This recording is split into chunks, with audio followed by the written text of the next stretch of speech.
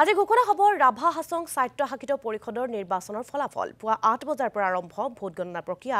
ৰাভা হাছঙৰ ৩৩টা সমষ্টিত অনুষ্ঠিত হৈছিল নিৰ্বাচন গোৱালপাৰা জিলাৰ ১৯টা আৰু কামৰূপ জিলাৰ ১৪টা সমষ্টিত অনুষ্ঠিত হৈছিল নিৰ্বাচন কটকটীয়া নিৰাপত্তাৰ মাজত অব্যাহত ৰাখিছে ভোট গণনা প্ৰক্ৰিয়া আৰু যেহেতু আজি ঘোষণা হ'ব আৰএছএছৰ নিৰ্বাচনৰ ফলাফল আৰু তাৰ প্ৰতি দেখিবলৈ পোৱা গৈছে কোনো যাতে অপ্ৰীতিকৰ পৰিস্থিতিৰ সৃষ্টি নহয় তাৰ বাবে নিৰাপত্তা ব্যৱস্থা কটকটীয়া কৰি তোলা হৈছে আৰু পুৱা ৮ বজাৰ পৰা ভোট গণনা প্ৰক্ৰিয়াও আৰম্ভ হৈ গৈছে ৰাভা হাছঙৰ ৩৩টা সমষ্টিত অনুষ্ঠিত হৈছিল এই নিৰ্বাচন আৰু আমি পোনপটীয়াকৈ আপোনালোকক লৈ যাবলৈ বিচাৰিছো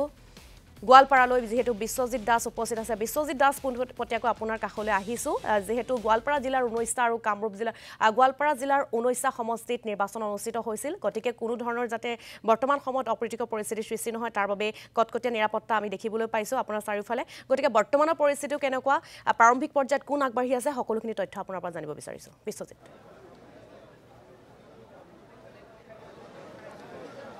গুমনি পুৱা ৮ বজাৰ পৰা আৰম্ভ হৈছে ভোট গণনা ৰাভা হাছং স্বায়ত্তশাসিত পৰিষদৰ নিৰ্বাচনৰ ৯৬ গৰাকী প্ৰাৰ্থীৰ ভাগ্য নিৰ্ণয় হ'ব আজি ভোট গণনাৰ শেষত ক'ব লাগিব যে গোৱালপাৰা জিলাত যেতিয়া ১৯টা পৰিষদীয় সমষ্টি আছে ১৯টা পৰিষদীয় সমষ্টিৰ ৫২ গৰাকী প্ৰাৰ্থীৰ ভাগ্য নিৰ্ণয় হ'ব আৰু এয়া কটকটীয়া নিৰাপত্তাৰ মাজত গোৱালপাৰা আয়ুক্তৰ কাৰ্যালয়ত ৪টা হলত ৩৬খন টেবুলত এনেদৰে ভোট গণনা চলি আছে ভিডিঅ' জাৰ্নেলিষ্টে দেখুৱাইছে সামগ্ৰিক দৃশ্য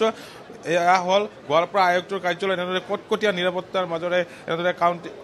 ভোট গণনা চলি আছে যিহেতু পুৱা ৮ বজাৰ পৰা আৰম্ভ হৈছে ভোট গণনা আৰু ক'ব লাগিব যে গোৱালপাৰা যিহেতু ১৯টা পৰিষদীয় সমষ্টি আছিল ১৯টা পৰিষদীয় সমষ্টি যিহেতু যে ৫২ গৰাকী প্ৰাৰ্থীৰ যিটো ভাগ্য নিৰ্ণয় হ'ব আৰু মই ইয়াৰ কিছু প্ৰাৰ্থী যিহেতু তেওঁলোকে ইতিমধ্যে আহি পাইছে মই প্ৰাৰ্থীসকলৰ লগত কিছু কথা পাতিবলৈ যত্ন কৰিম ক'লো যে ৰাভা হাছং স্বায়ত্তশাসিত পৰিষদৰ যে ৩৩টা সমষ্টি ৩৩টা সমষ্টিৰ ১৪টা সমষ্টি যিহেতু কামৰূপৰ আৰু গোৱালপাৰাৰ ১৯টা সমষ্টি এয়া হ'ল আগিয়া পৰিষদীয় সমষ্টিৰ বিজেপিৰ প্ৰাৰ্থীগৰাকী আছে সুচিত্ৰা নাথ মই তেওঁৰ লগত কিছু কথা পাতিবলৈ যত্ন কৰিম চৰকাৰী পক্ষত আছে আৰু কিমান পাৰ্চেণ্ট ভোট পাব বুলি ভাবিছে পল যেহেতু আমাৰ 60% পল হৈছে এই ক্ষেত্ৰত ভালে হ'ব লাগে আৰু কাৰ লগত প্ৰতিদ্বন্দ্বিতা মূল প্ৰতিদ্বন্দ্বিতা কাৰ লগত হ'ব প্ৰতিদ্বন্দ্বিতা তিনিগুণীয়া হ'ব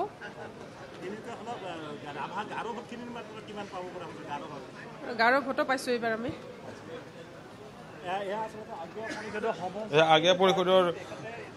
সমষ্টিৰ যি প্ৰাৰ্থী বিজেপিৰ প্ৰাৰ্থী সুচিত্ৰা নাথ ডাঙৰীয়া আৰু মই কিছু প্ৰাৰ্থী আছে প্ৰাৰ্থীসকলৰ লগত কিছু কথা পাতিবলৈ যত্ন কৰিম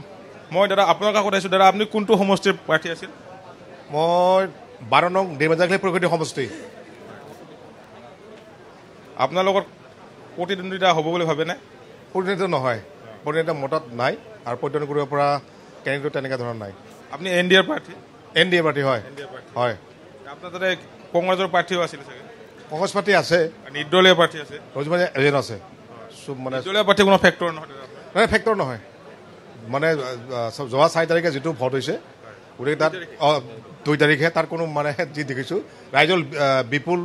সঁহাৰি গতিকে তাত আৰু ইয়াত নিৰ্দলীয় পাৰ্টি কোনো ফেক্টৰ হ'ব নোৱাৰে হয় নিশ্চয়কৈ এয়া চাওক ইয়াত প্ৰত্যেকটো ১৯টা পৰিষদীয় সমষ্টিৰ প্ৰাৰ্থীসকল আৰু তেওঁলোকৰ যি সমৰ্থনকাৰীসকল এনেদৰে তেওঁলোকে ওলাই আহিছে আয়ুক্তৰ কাৰ্যালয়ত পুৱা ৮ বজাৰ পৰা এইটো কটকটীয়া নিৰাপত্তাৰ মাজেৰে গোৱালপাৰা আয়ুক্তৰ কাৰ্যালয়ত ৪টা হলত ৩৬খন টেবুলত এনেদৰে ভোট গণনা চলি আছে এনেদৰে প্ৰত্যেকজন প্ৰাৰ্থী ওলাই আহিছে ঋতুমণি হয় এয়া আপোনালোকক আমি পোনপটীয়াকৈ দেখুৱাইছিলোঁ বিশ্বজিতৰ